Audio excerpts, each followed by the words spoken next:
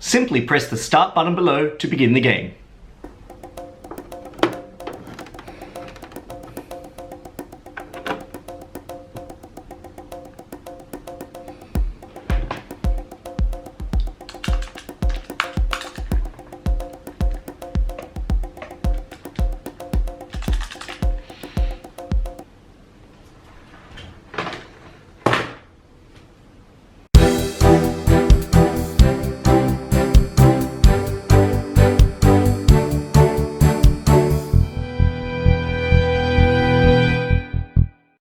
Hey everybody, Danny from Board Game Sanctuary here. Today we are going to be looking at a really awesome tile drafting, tile placement board game that has you building your very own 16-bit pixel video game world.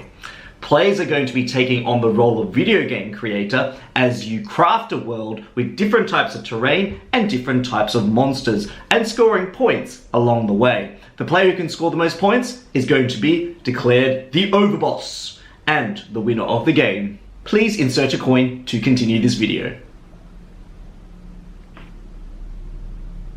At the start of a game of Overboss, players will take these playboards that are essentially a blank canvas for players to build their worlds on.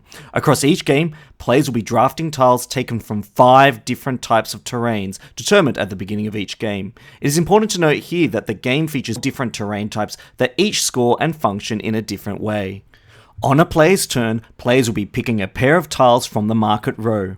Each pair of tiles includes 1 terrain tile and 1 monster token.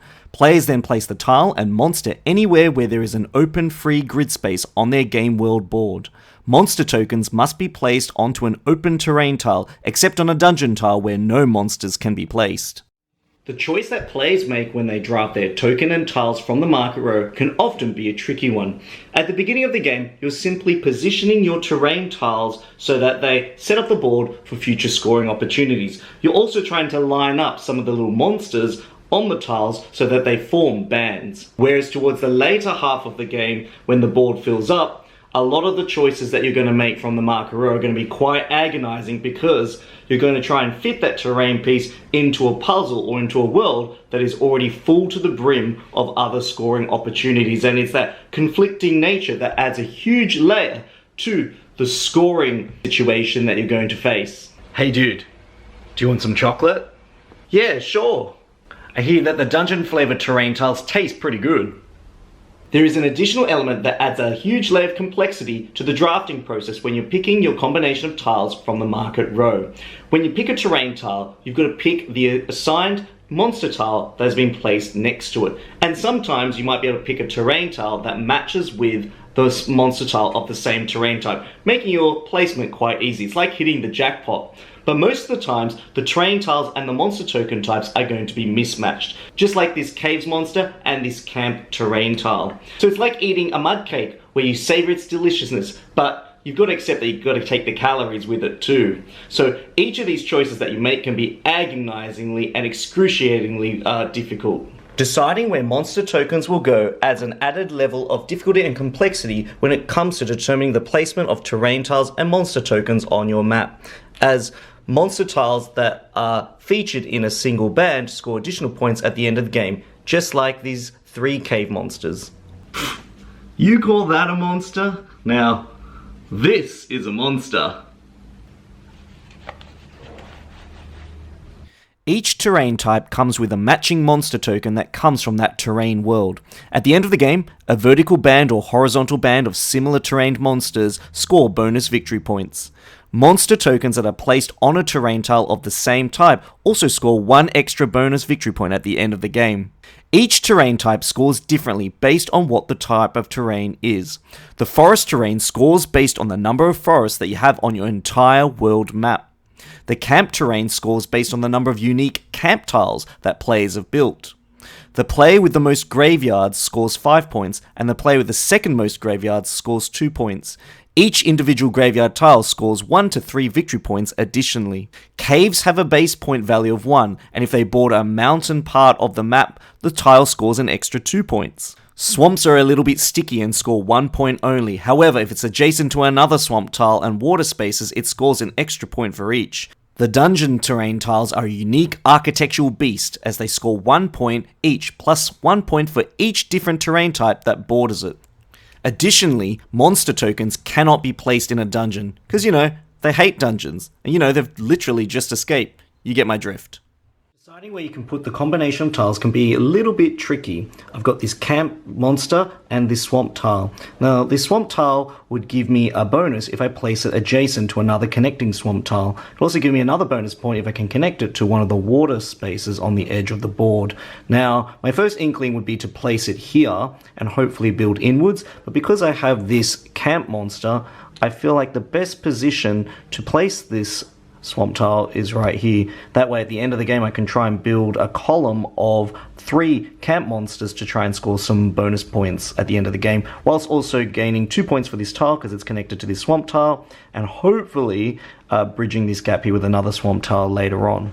The synergy between the tiles that are featured in this game occur mostly based on where you place them geographically on your board and how you connect them together.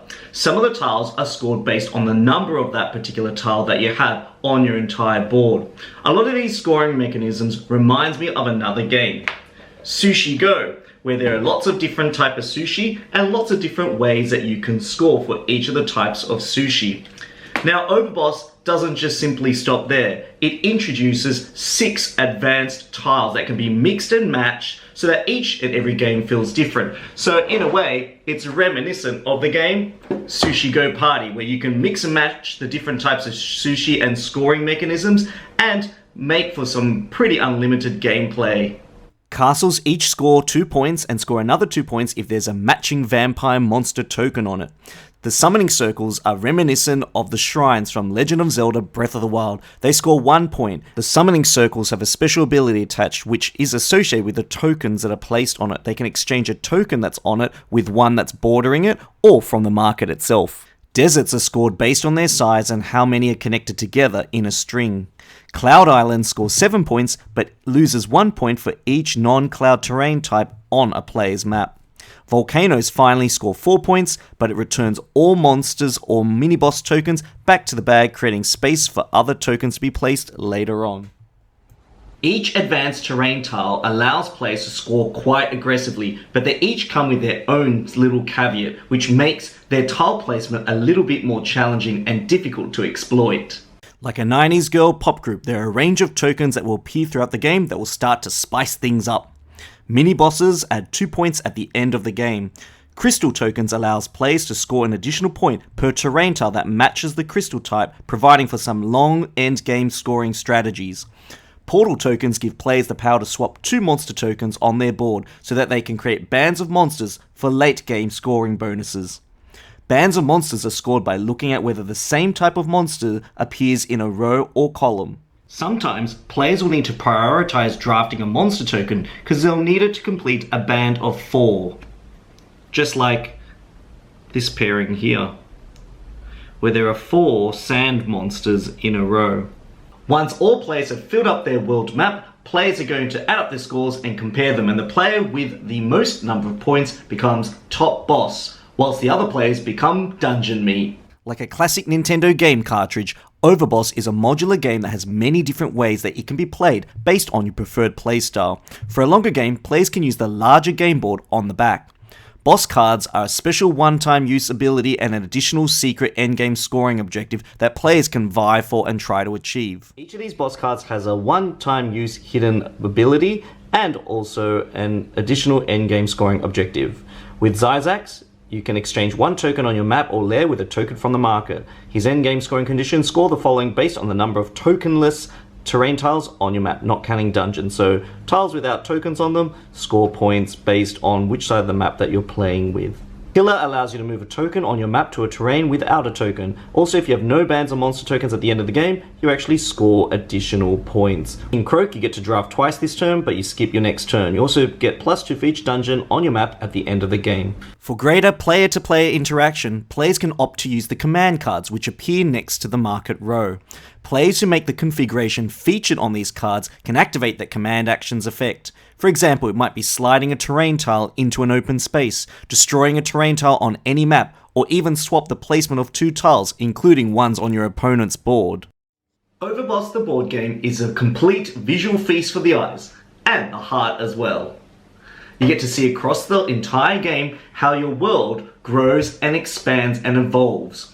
The strategy here throughout the game that players will be trying to employ is trying to get the tiles to synergize together well, to maximize and optimize the points that are scored throughout the game. Players will need to ensure that they don't neglect the monster tokens, because sometimes you'll draft a monster token and tile combination that favors a monster, and other times you'll choose a tile combination that favors the terrain tile to try and complete the puzzle that you want to make.